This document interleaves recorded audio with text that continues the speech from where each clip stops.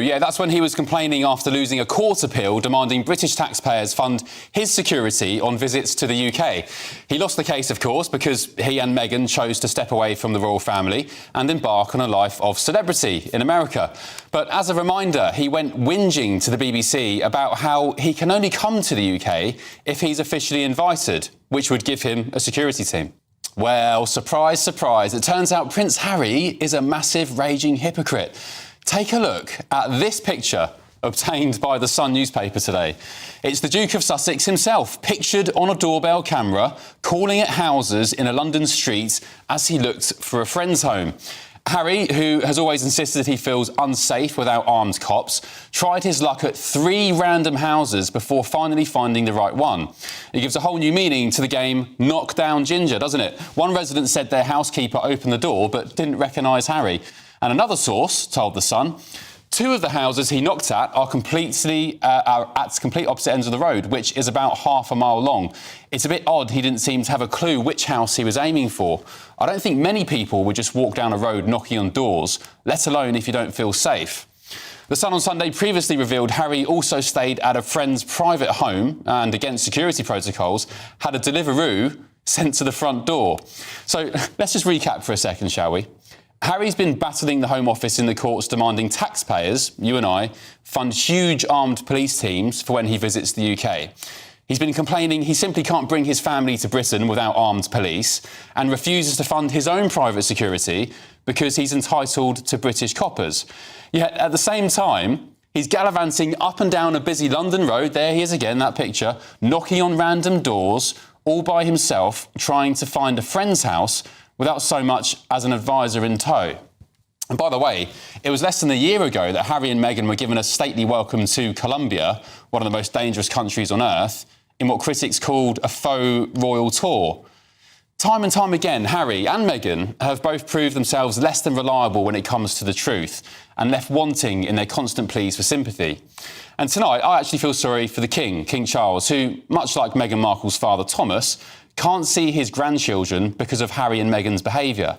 If Harry feels unsafe enough to walk down a London street without security, banging on doors and getting food delivered via Deliveroo, surely he can arrange to bring his kids to see their unwell grandfather at one of the very many well-protected royal households across Britain. For me, Harry's making a deliberate decision to keep his children away from the King, and it's a big crying shame. Joining me now to discuss this is the royal biographer Tom Bower, author of Rebel King, and of course the 2022 bombshell Revenge, Meghan, Harry and the War Between the Windsors. Tom, good evening, nice to see you.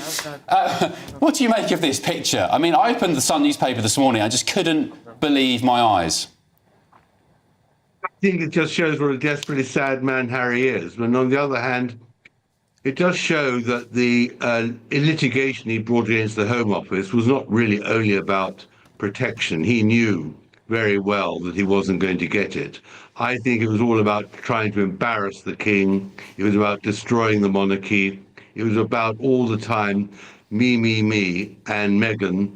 And very much it was Harry wanting to say that he is somebody who can make huge problems for his family. And I'm not totally surprised by this. I'd heard he's pretty desperate. He was looking for company. I think that really is the issue. Harry feels completely isolated from Britain. And what's remarkable about that particular Sun exclusive is that he didn't have one of his bodyguards, who he pays a lot of money to go and find his friend. It just shows, really, that Harry's pretty incompetent above everything else. Royal biographer Tom Bower has done it again. He's torched Prince Harry in another ruthless takedown. After reports surfaced that the Duke was knocking on doors for meetings amid his ongoing security battle, Bower says this latest fiasco shows just how far Harry has fallen. From palace privilege to pleading for relevance, this is a royal meltdown no PR team can spin. It all began with Harry's relentless fight for taxpayer-funded police protection in the UK. He lost his royal security privileges after stepping down, but he's refused to accept it. Now, reports claim he's been personally lobbying officials, knocking on doors, demanding meetings, trying to force a review. Tom Bower calls it a spectacle of entitlement. He says Harry has gone from a decorated soldier prince to a man obsessed with his own safety, while ignoring the royal duties that once earned him that protection. Bauer doesn't hold back. He says Harry's behavior proves he's completely lost touch with reality. You can't leave the monarchy, Bauer says, and still demand the privileges of it. Yeah, I mean, it's just insane. As I said in the introduction, it just lays bare the rank hypocrisy. What do you make, Tom, of these accusations that Harry is using his children to, well, as a weapon, I guess, against his family? He's basically been accused of saying, look, give me this protection, or Father, King Charles, you're not going to see the kids because I just simply can't bring them to the UK.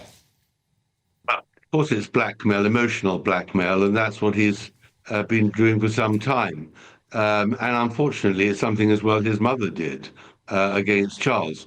The one point about all this is that Charles is not well, obviously. He's got cancer and being treated. And Harry is using that as a lever too. I think he did that interview because he was incandescent that in the end his litigation failed. It cost him allegedly £1.5 million and got him nowhere. And he shouldn't have started in the first place. The point about Harry is he doesn't know what to do anymore. He's losing all sorts of relations in Britain. He hasn't got a purpose. He's embarrassed with his charities in Africa because not only the Centre charity, but also Africa Parks is now causing him great problems. Invictus is really only once every 2 years. He's losing any reason for being the prince. And I think he's now realizing, slowly but surely, he made a terrible mistake by leaving. And this is what it's all about now. Make me an offer so I don't cause you too much embarrassment in the future. That contradiction is at the heart of Harry's downfall, wanting royal benefits without royal responsibility. Bauer even described this latest scandal as humiliating. A once respected prince reduced to chasing phone calls and knocking on doors, trying to stay relevant in a system that has already moved on. And of course, Bauer links this to Meghan's influence. He believes the Sussex's brand thrives on drama, that chaos keeps them in the headlines.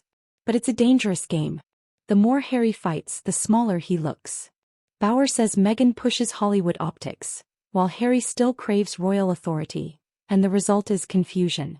One foot in Montecito, the other still trying to kick down Buckingham Palace's door. Tom, just finally, do you think Harry's happy? Because Meghan, in the past couple of hours, she's posted some pictures of their date night last night, watching Beyonce in concert. We've got some pictures here. This is what Meghan put online a couple of hours ago. Harry there. I mean, he's smiling. He looks happy. He's wearing a pretty funky hat. This is a selfie. He looks slightly sweaty, as you'd expect at a concert, I guess. And Meghan also posted this picture of inside Harry's hat. So there's a British flag, there's a flag of the United States, there's the outline of the continent of Africa, there's Archie, Lily, and the words "my love," which I think is Meghan's nickname, right, Tom? Do you think he's happy, really, Harry? I think they're just actually brilliant media manipulators. It is extraordinary how the moment one headline comes up, or like the one in the Sun, or the moment Kate does something with her children, the Montecito media machine gets whirring up, immediately gets the retaliation in. And this is really all just part of the battle. No, he's not happy. She's clearly very unhappy because she's had some terrible reviews for her programs. But all they can do all the time is fire pot shots. Yeah. And we on this side are enjoying the spectacle because there's only one way that this can end in the end, and that's badly. But there's a lot more peaks and troughs and hijinks to go before we really see the climax of this astonishing saga. Even Harry's supporters are starting to grow tired. The public once sympathized with his struggles. Now they see endless complaints, lawsuits, and contradictions. Tom Bauer says the Sussexes have become professional complainers, and it's costing them credibility fast. He adds, every time Harry opens his mouth about security, he loses more of the dignity that made him Diana's son. A painful truth, but one the public seems to agree with. Bauer's warning is clear. Harry has reached a crossroads. Keep fighting and watch his image crumble. Or step back, rebuild quietly, and earn back respect through action, not anger. The royal family has stability. Harry has chaos. And unless he changes course, Even the doors he's knocking on now will stop opening altogether. Tom Bower's verdict cuts deep, and maybe it should. Harry's constant battles have turned him from a hero into a headline, from a prince into a protester. And the saddest part? He still doesn't see it. Do you agree with Tom Bower? Has Harry's obsession with security become his downfall? Or is he right to fight back? Let me know in the comments below. Subscribe for more royal revelations, fearless commentary, and the truths behind the headlines, because the monarchy story is still unfolding.